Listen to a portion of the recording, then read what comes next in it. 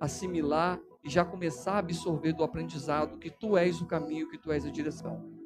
Deus, eu quero ainda colocar a nossa irmã Kelly em Tuas mãos, Senhor, e já Te agradecer, Pai, pelo sucesso da cirurgia e clamar, Senhor, porque eu creio que Tu fazes a obra completa, que a recuperação dela seja plena e o mais rápido possível.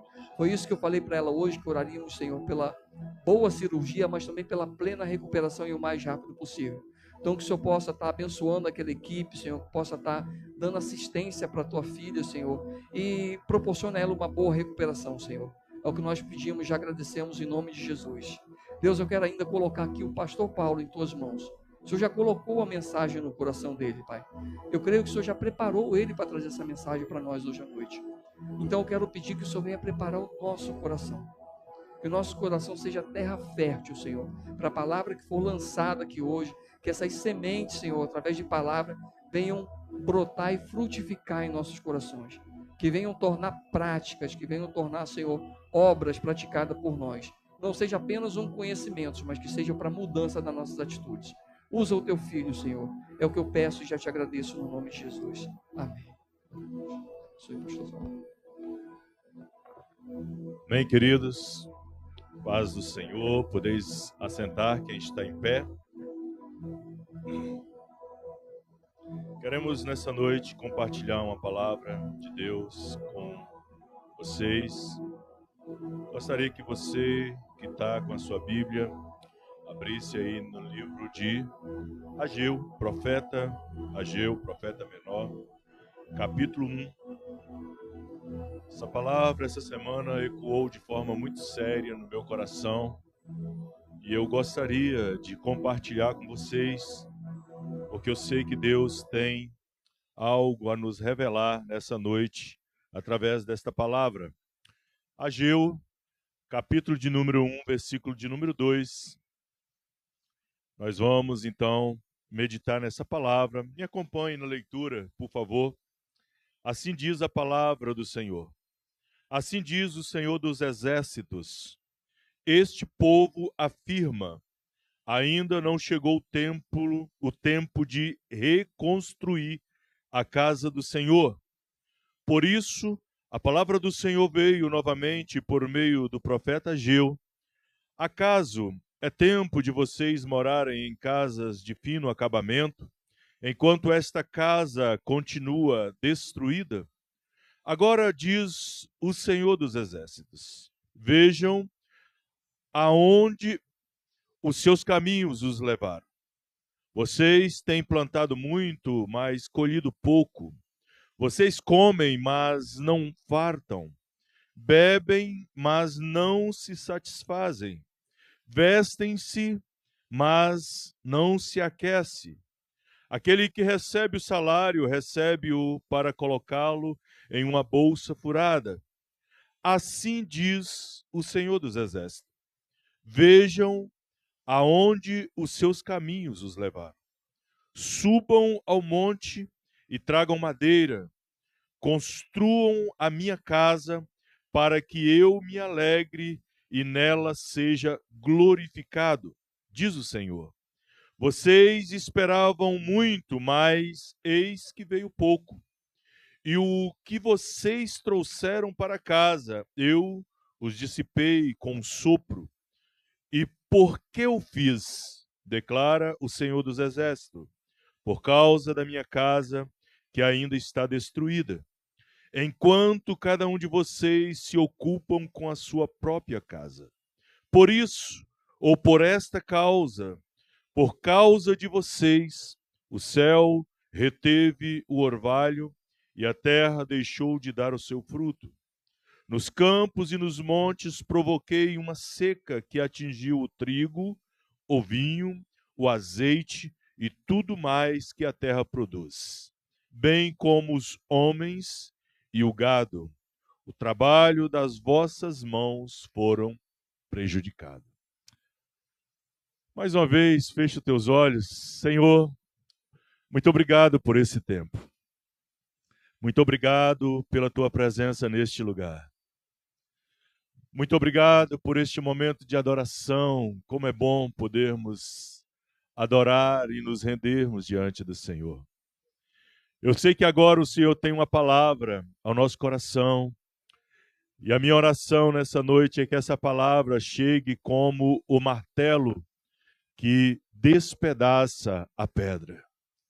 A minha oração nessa noite é que essa palavra encontre em nós um lugar para fazer morada. A minha oração nessa noite é que os corações aqui, ó Deus, sejam disponíveis para ouvir, compreender e obedecer esta palavra. É o que eu te peço, em nome de Jesus. Amém.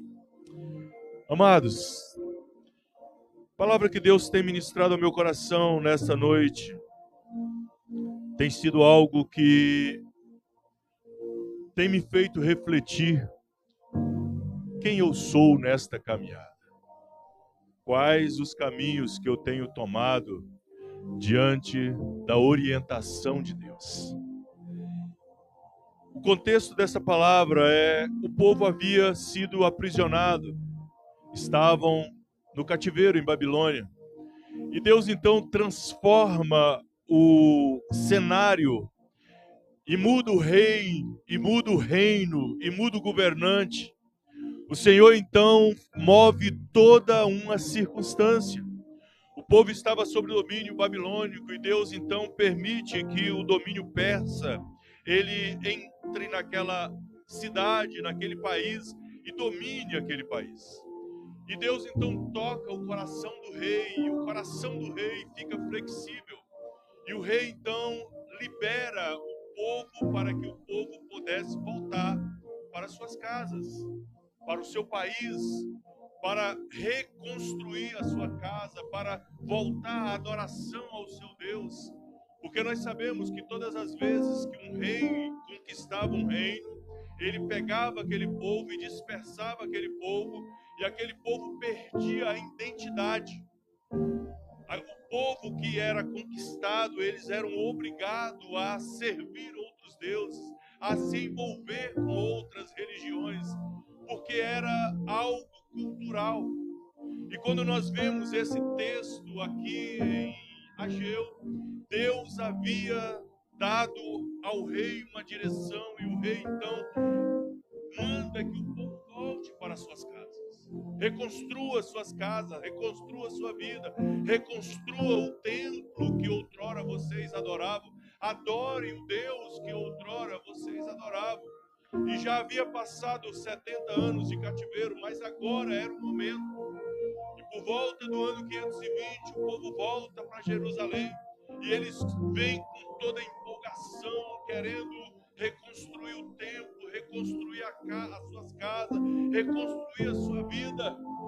E quando nós olhamos para esse cenário, nós vamos perceber de uma forma muito clara que o povo volta na sua empolgação, na euforia, mas quando eles chegam na sua terra, eles invertem as prioridades. A prioridade que outrora era: nós precisamos voltar, reconstruir a cidade, reconstruir o templo do Deus vivo e todo-poderoso, do Senhor dos Exércitos. Agora a prioridade deles não era mais o Senhor dos Exércitos. A prioridade deles agora era reconstruir as vidas que outrora foram perdidas. A prioridade agora era: vamos nos fortalecer como povo, porque nós precisamos estar preparados, porque nós precisamos conquistar tudo que outrora nós perdemos. E amados, o que me traz muita reflexão nesse texto é que nós vivemos em um tempo que nunca foi tão necessário se parecer bem.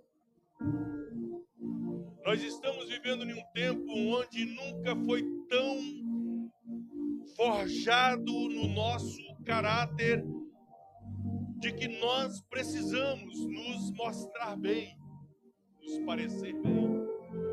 E quando eu olho para isso, nós vemos que os sorrisos são postados, as conquistas são exibidas, e mais do que isso, as rotinas são geralmente editadas para parecer bem, para parecer que nós estamos de fato bem.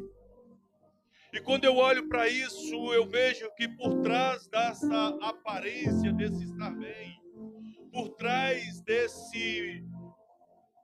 dessa parte B que nós mostramos para a sociedade, existe uma realidade silenciosa que é esmagadora na sociedade que nós estamos hoje. Uma realidade onde corações estão cansados e sobrecarregados. Onde almas estão sendo negligenciadas de forma muito séria.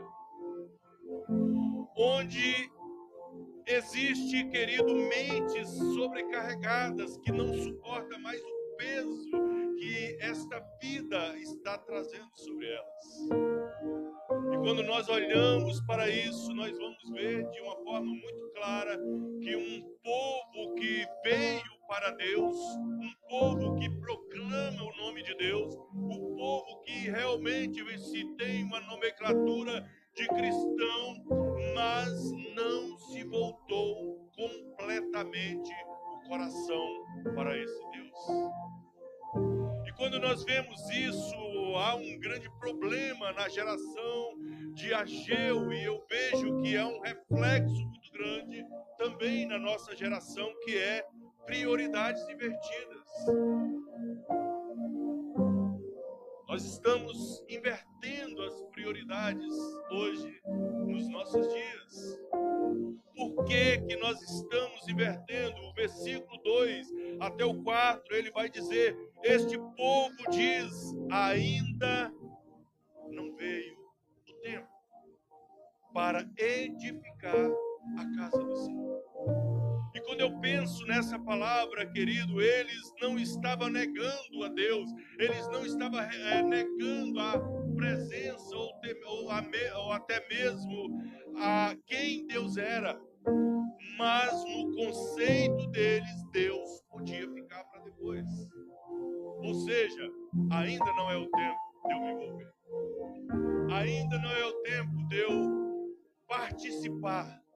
Ainda não é o tempo de eu me empenhar nesse negócio. Ainda não é o tempo de me entregar completamente. E nós temos planos, na verdade, e os nossos planos é o envolvimento, a entrega completa pode ficar para depois. Primeiro eu preciso fazer alguma coisa. Primeiro eu preciso trilhar um caminho. Primeiro eu preciso chegar em algum lugar. Primeiro eu preciso conquistar alguma coisa. Primeiro eu preciso mostrar que eu faço. Primeiro eu preciso ir a tal lugar. Depois eu faço algo para Deus. Porque Deus é bom, porque Deus me ama, porque Deus é justo, porque Deus me entende. E Deus começa a se tornar uma opção tardia. Deus começa a se tornar uma opção que depois eu trato com Deus. Era o que esse povo estava fazendo. Era o que a geração de Ageu estava fazendo. Mas enquanto isso, querido, nós vemos que a palavra vai dizer que eles estavam construindo casas. Eles estavam vivendo as suas vidas e organizando, mas eles estavam negligenciando o templo.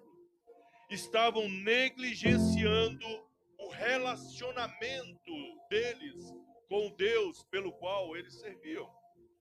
E quando eu olho para isso, eu vejo, querido, que havia muito esforço naquela geração, mas havia pouca satisfação. Eles estavam se esforçando para se proteger do inimigo, porque o muro ainda não estava reconstruído. E muro fala de proteção. Eles estavam se esforçando para construir as suas casas, para edificar as suas casas, mas ainda assim não havia satisfação neles. E quando nós olhamos para isso, o texto do versículo 6 vai dizer: semeais muito e colheis pouco. Ou seja, uma vida produtiva, porém vazia. Uma vida que produz muito, mas existe um vazio interior que não se preenche com o que se planta, que não se preenche com o que se conquista. Por isso Deus então chama a atenção desse povo. Por isso Deus então traz esse povo para uma realidade que eles ainda estavam negligenciando. E quando nós vemos, querido, quantas coisas nós também fazemos, e que parece que o tempo se passa, as gerações se passam, mas a humanidade permanece a mesma, não é verdade? Por isso que Salomão vai dizer que não há nada de novo sobre a face da terra, tudo é algo repetitivo. E parece que nós também vivemos uma repetição de coisas que nós vemos no passado e que foram maléficas, mas que nós continuamos praticando, mesmo sabendo que isso não foi bom para a humanidade. E quando eu olho para isso, eu vejo quando as coisas do reino de Deus começam a ser um peso para nós. Quando as coisas do reino de Deus se tornam um peso, quando servir a Deus é algo cansativo, enfadonho, não é prioridade, não é prazeroso, isso é um sintoma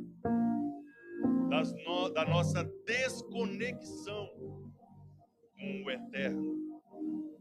Isso é um sintoma de que eu não estou me conectando com Ele como deveria. Por quê? Porque as coisas dele me enfadam. Porque as coisas dele não é prioritária. Porque as coisas dele não me dá prazer. Porque as coisas dele me pesam. E hoje nós aprendemos algo muito interessante na escola sobre a correção de Deus. Quando Deus chama a nossa atenção, quando Deus nos corrige, quando Deus nos dá um puxão de orelha, não é verdade? Não é porque Ele não nos ama, não é porque Ele quer talvez nos maltratar, não. É porque Ele quer nos redirecionar. É porque Ele quer nos trazer para perto, é porque Ele quer se relacionar com nós novamente. É porque Ele tem um padrão que Ele quer nos levar e nos conduzir a este estilo de vida. E quando eu olho para esse texto, querido, a palavra de Deus lá em João 15, em versículo 1 vai dizer: sem mim nada podeis fazer. Ou seja, por mais que eu conquiste, por mais que eu tenha conquistas terrenas, mas se Deus não for o centro, se Deus não for a base, parece que nada disso preenche a lacuna, o vazio das nossas buscas. Sabe? Jesus fala: olha, sem mim nada vocês podem fazer. Ou seja, tudo que eu faço sem Deus não preenche. Eu vou ter que continuar fazendo. É o que o texto está dizendo. Eu me esforço muito, mas eu tenho pouca satisfação. O versículo 6 vai dizer: semeais muito e colheis pouco. Ou seja, eu me esforço ao máximo, eu dou o meu melhor, mas eu tenho pouca satisfação nisso. Eu não sei se isso já aconteceu com você. E às vezes isso até na casa de Deus, nós às vezes nos esforçamos tanto, né? Nós nos esforçamos para poder fazer muitas coisas, mas ainda assim o nosso coração parece distante. Ainda assim não há prazer naquilo que nós fazemos. Ainda assim não há uma alegria naquilo que nós estamos fazendo. Por quê?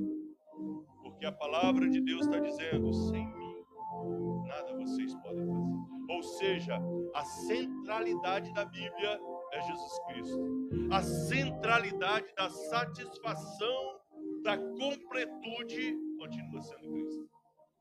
Dentro desse texto ainda, amado, eu posso ver que há um alerta de Deus para nós. O alerta de Deus para nós é: considere os vossos caminhos. Versículo 5 e versículo de número 7. Olha bem que interessante, querido.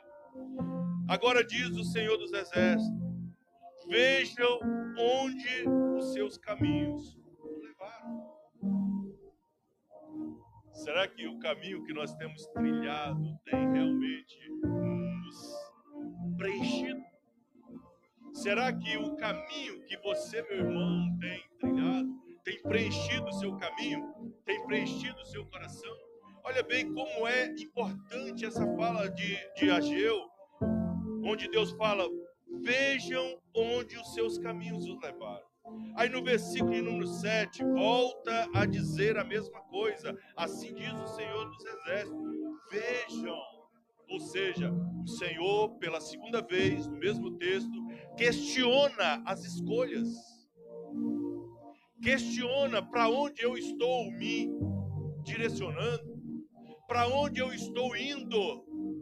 E quando eu olho para essa verdade, é impossível não parar e pensar que Deus está me chamando aqui a uma consciência espiritual de escolha.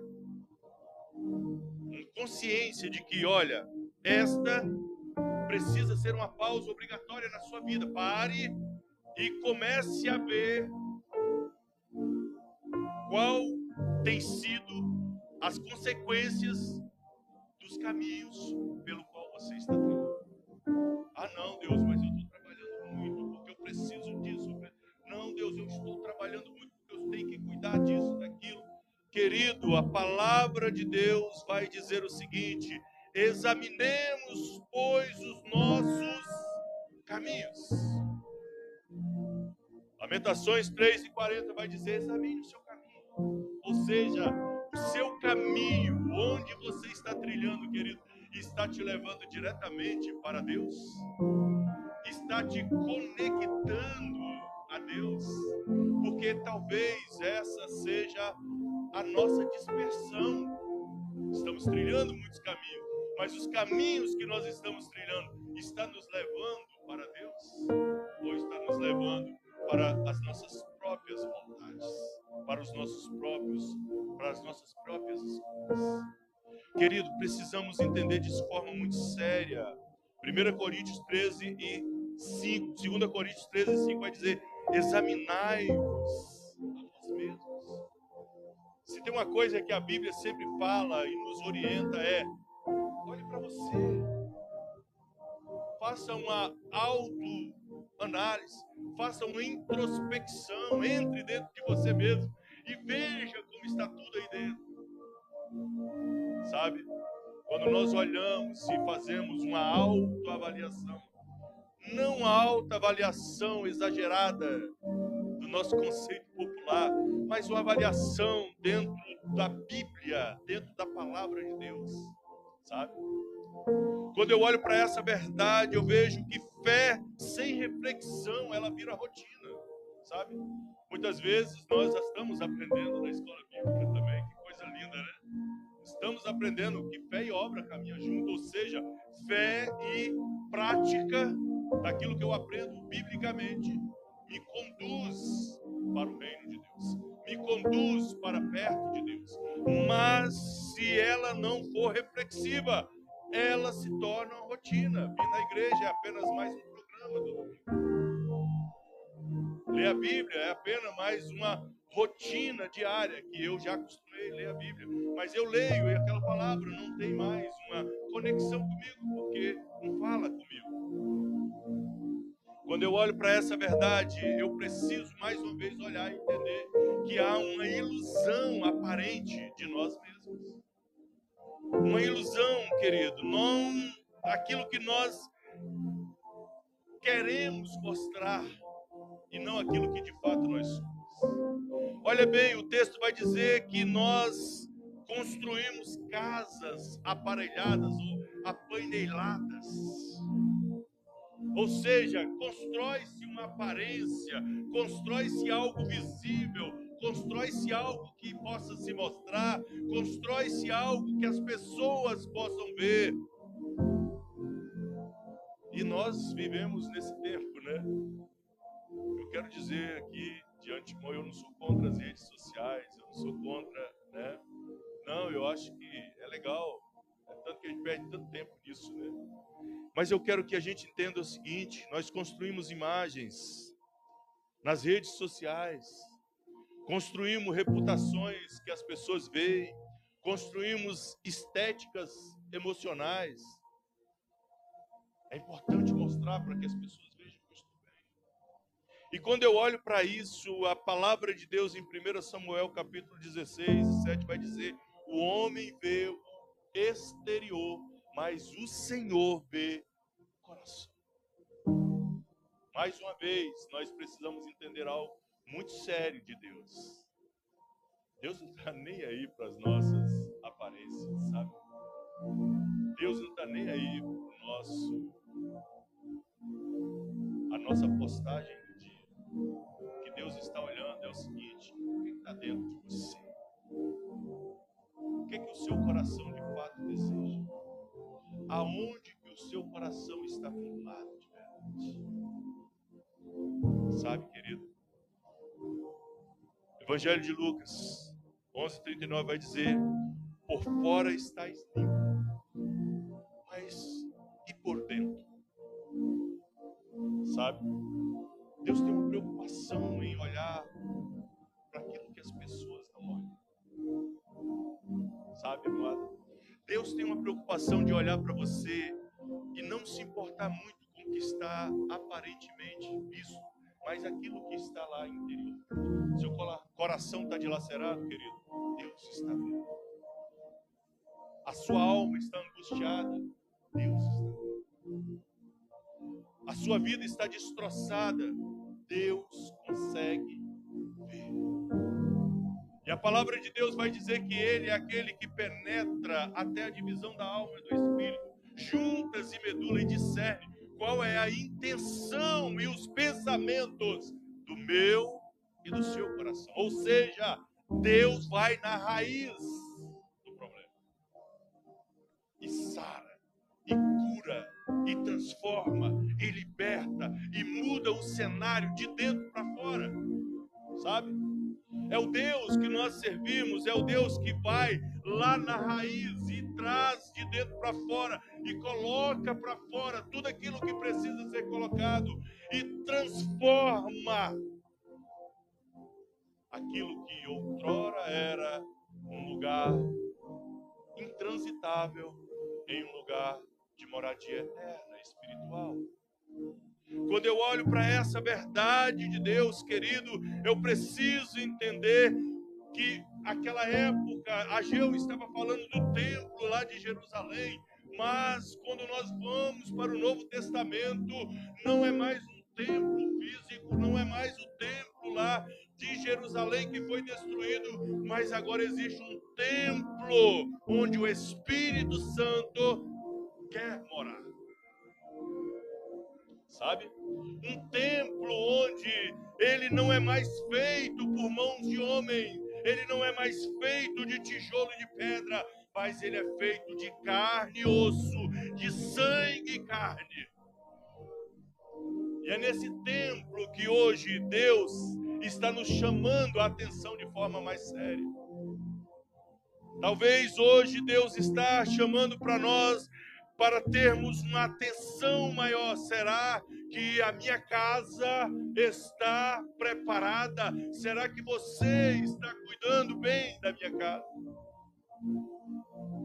Talvez hoje, querido, o que Deus está nos chamando a atenção é: você tem cuidado da sua casa, morada do Espírito Santo? Se nós sabemos que hoje o Espírito Santo habita dentro de nós, eu preciso compreender a importância de ser templo cuidado pelo Espírito Santo. E nessa noite eu quero que você entenda de uma forma muito séria, meu irmão. 1 Coríntios capítulo 6, versículo 19, Paulo vai dizer: acaso não sabeis que o vosso corpo é templo do Espírito Santo? Naquela época o povo estava negligenciando a construção externa, mas hoje Deus nos chama a atenção para não negligenciarmos a construção interna do nosso coração. Ou seja, o nosso coração está preparado para receber o Espírito Santo. O nosso coração tem sido limpo dia após dia para que o Espírito Santo entre, more e faça aquilo que é necessário para que você e eu se conecte diretamente com o trono da graça de Deus. Quando eu olho para isso, a palavra de Deus, ainda lá em Efésios capítulo 3, 17, vai dizer o seguinte: Cristo habite pela fé em vossos corações. Ou seja, querido, esse espaço aqui é muito legal. É um lugar que nós nos reunimos para ter comunhão. É um lugar onde nós nos reunimos para poder ver uns aos outros. Mas a habitação do Espírito Santo está dentro de você. Este ambiente aqui é apenas um ambiente onde nós nos reunimos com um propósito único, que é adorar e bendizer o nome do Senhor, mas o Espírito Santo vai habitar dentro de você.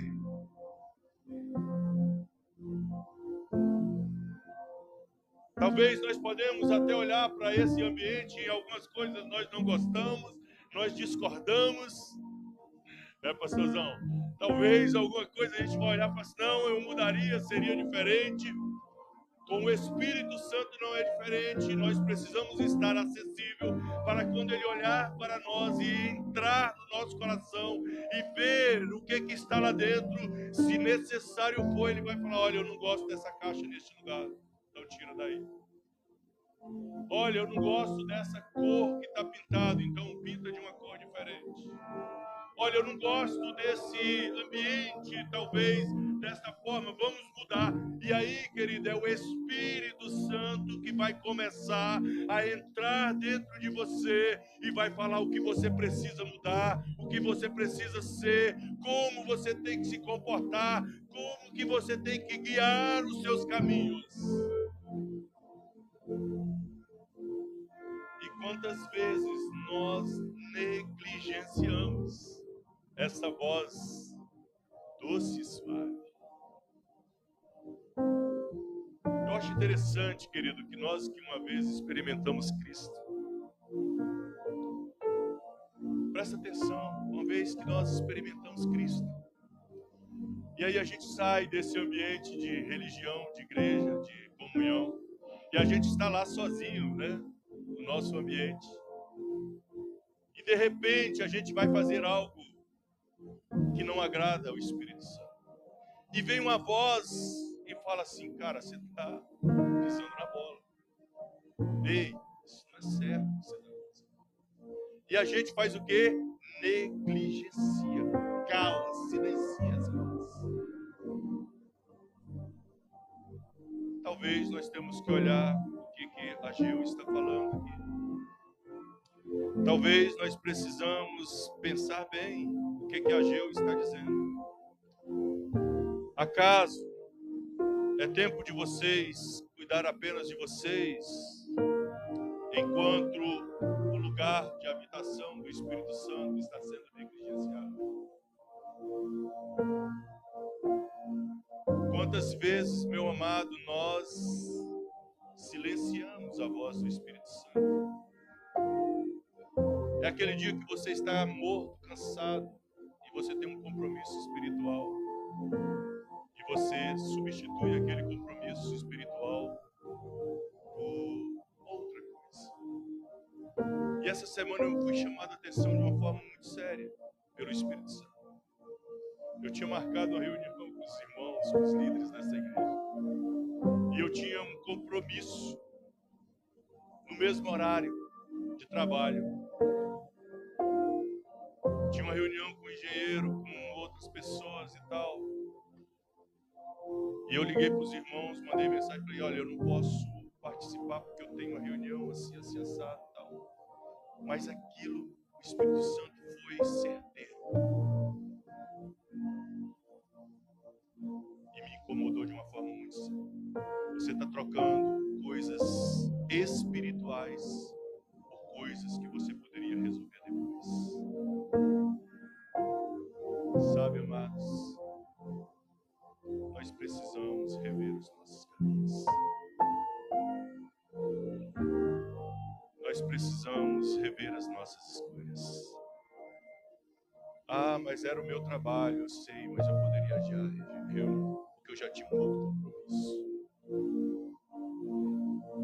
Quantas vezes nós negligenciamos o que é conveniente para nós, sabe, irmãos? E o Espírito Santo me cobrou de uma forma muito séria, e eu entendi que aquilo que é espiritual precisa ter primazia na minha vida. Ah, mas é apenas uma reunião com líderes. É uma reunião espiritual que eu poderia sair dali fortalecido, enriquecido. Ah, mas é só uma reunião de oração. Cara, Deus poderia te surpreender na reunião de oração. Ah, mas é só um culto de Santa Ceia. Cara, vocês perderam a oportunidade de renovar a sua aliança com Jesus naquele dia. Amados, quando eu olho para essas coisas, eu vejo que há consequências de Deus sobre as nossas ações. Versículo 9 a 11. Eu quero ler para a gente poder ter uma compreensão maior. Versículo 9 vai dizer o seguinte: vocês esperavam muito, mas eis que veio pouco. E o que vocês trouxeram para casa, eu dissipei com sopro. E por que eu fiz isso? Olha bem, Deus está se justificando. Deus está explicando o porquê que Ele fez isso. E tem muitas coisas que nós achamos que não é Deus, sabe? Não, é consequência. Não, isso é assim. Não, querido. Quando Deus tem um propósito, quando Deus quer fazer algo, entenda, portas podem se fechar. Situações podem ficar mais difíceis. E a palavra vai dizer o seguinte: vocês esperavam muito, mas eis que veio pouco, e o que vocês trouxeram para casa, eu dissipei com o sol. E por que eu fiz isso? Declara o Senhor dos Exércitos. Por causa da minha casa que ainda está destruída. Ou seja, por causa da minha casa, por causa do seu coração que ainda não está edificado para receber a presença maravilhosa do Espírito Santo. E ele vai dizer: enquanto cada um de vocês se ocupa ou corre atrás dos seus próprios interesses. E quando nós vemos isso, querido, algo precisa realmente mover o nosso coração. Porque consequências da nossa indiferença com Deus, consequência da nossa indiferença com as coisas espirituais. O versículo 10 vai dizer: por esta causa, ou por causa de vocês, o céu reteve o orvalho e a terra deixou de dar o seu fruto. A nossa negligência com as coisas espirituais não só afeta nós como pessoas, mas ela afeta também o tempo, ela afeta a terra. É por isso que lá no Novo Testamento nós vamos ver que a palavra de Deus vai dizer que a terra e a natureza, ela geme, ou seja, esperando pelo seu Criador, pela redenção do seu Criador. As consequências das nossas escolhas, dos caminhos pelos quais nós escolhemos. Amado, é muito sério, a vida espiritual nossa precisa sim ter um direcionamento, sabe? A vida espiritual nossa precisa sim ter um caminho certo por onde ir. E eu quero nessa noite que você entenda que Ageu está mostrando aqui que Deus, ele reteve as bênçãos, não como uma punição cruel, mas como uma correção amorosa. E quando eu olho para isso, Hebreus 12:6 vai dizer que o Senhor corrige a quem ama. Sabe? Se há algo que Deus está fazendo que você não está entendendo, meu irmão, não fique preocupado. Deus te ama. Se há algo que está acontecendo na sua casa, na sua família, se há algo que está acontecendo nos seus relacionamentos, que você não está entendendo, talvez Deus está chamando você, a atenção de você para mostrar para você, olha, filho, eu te amo e o que eu tenho para você é melhor. Você só precisa me ouvir. Eu quero que você nessa noite ouça, meu amado, com muita atenção. O desejo de Deus nunca foi te afastar dele, mas foi trazer você para perto. O desejo de Deus nunca foi habitar em tendas, nunca foi habitar em templo, mas no coração do ser humano. Coração aqui fala das emoções, dos sentimentos, das razões.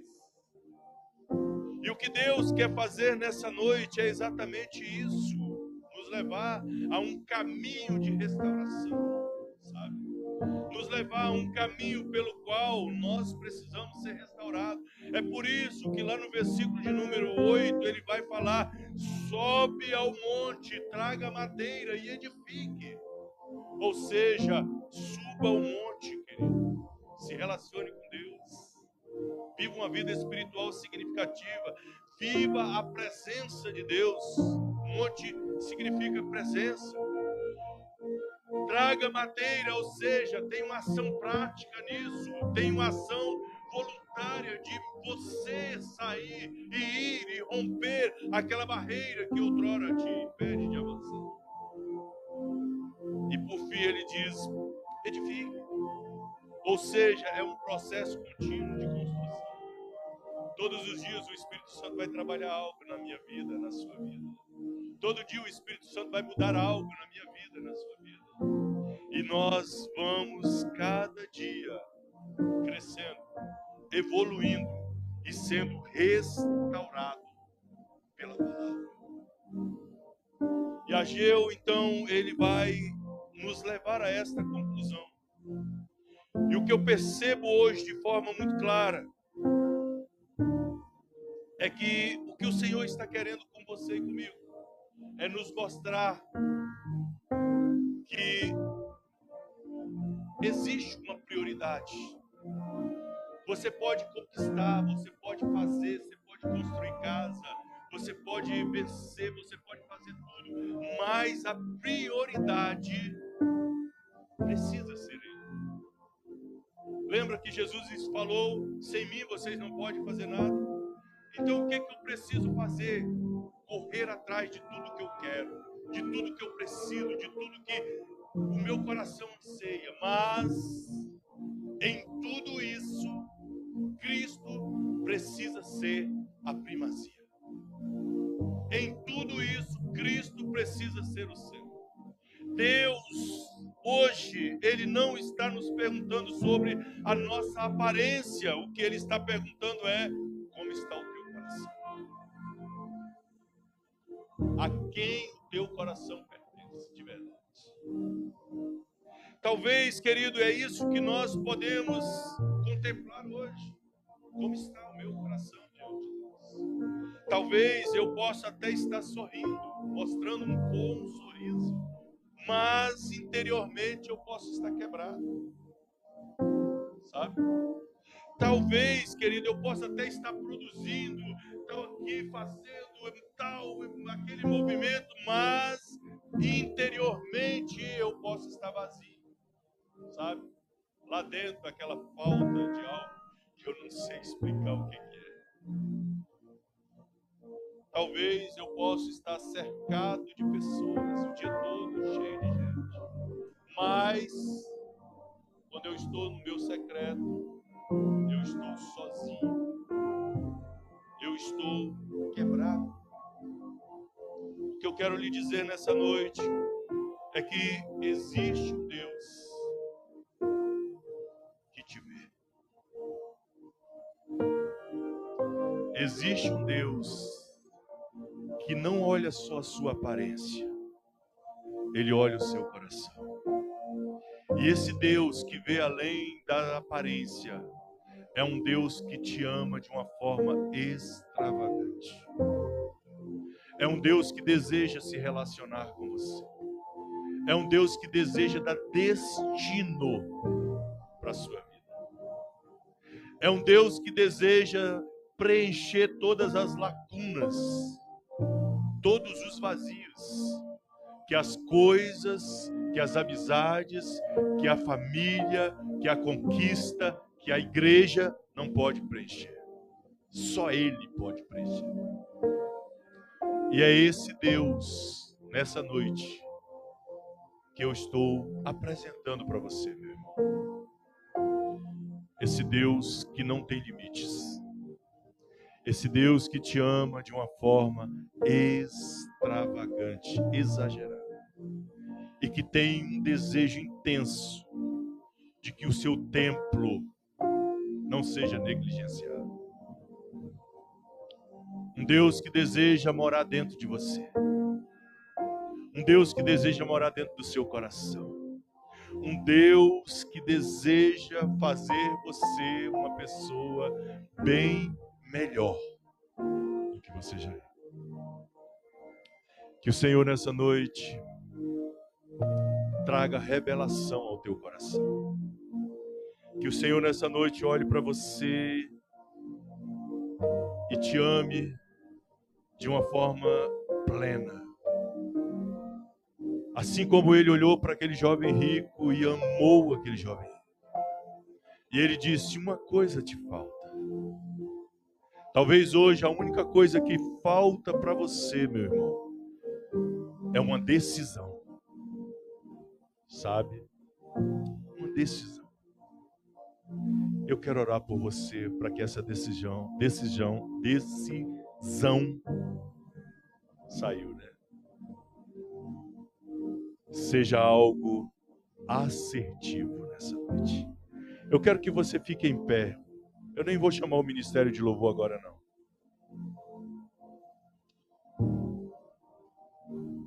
E eu quero concluir essa mensagem dizendo para você, uma coisa te falta. Não sou eu que vou dizer o que está faltando. É você que vai dizer o que está faltando. E o que estiver faltando, o Senhor nessa noite vai preencher.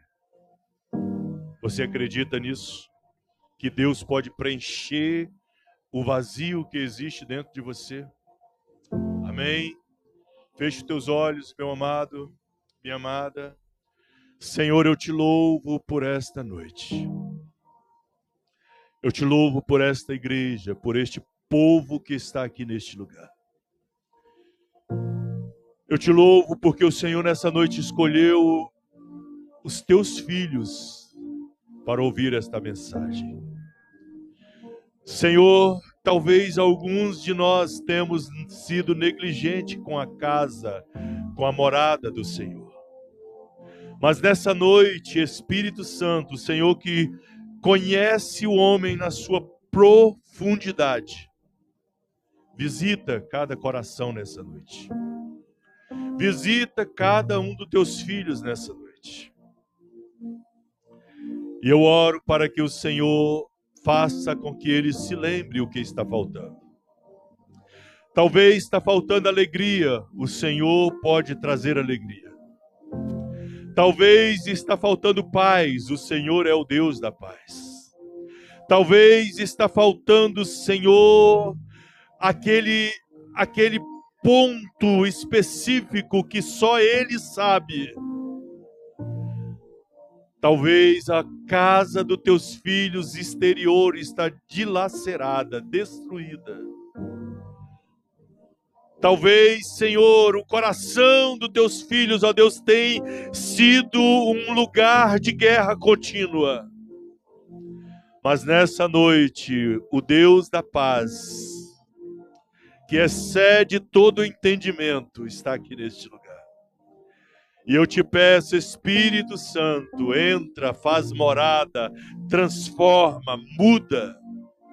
Se há algo externo, Senhor, que está perturbando a alegria e a paz dos teus filhos, nessa noite, na autoridade do nome de Jesus, nós clamamos para que o Senhor passe ali, naquela casa, naquela família, na vida daquele homem e daquela mulher, e transforme, Senhor, e traga paz, e traga uma calmaria naquele ambiente. Para que os teus filhos possam dedicar tempo em cuidar da casa espiritual. Para que os teus filhos possam pensar e valorizar as coisas espirituais. Por isso eu quero abençoar esta igreja nessa noite, com um coração sensível, com um coração submisso, com um coração obediente à tua palavra. Eu abençoo cada um dos teus filhos aqui nessa noite. Espírito Santo, encontre morada e que haja no meio da tua igreja, conforme a tua palavra diz e nós aprendemos aqui nesta tarde, frutos dignos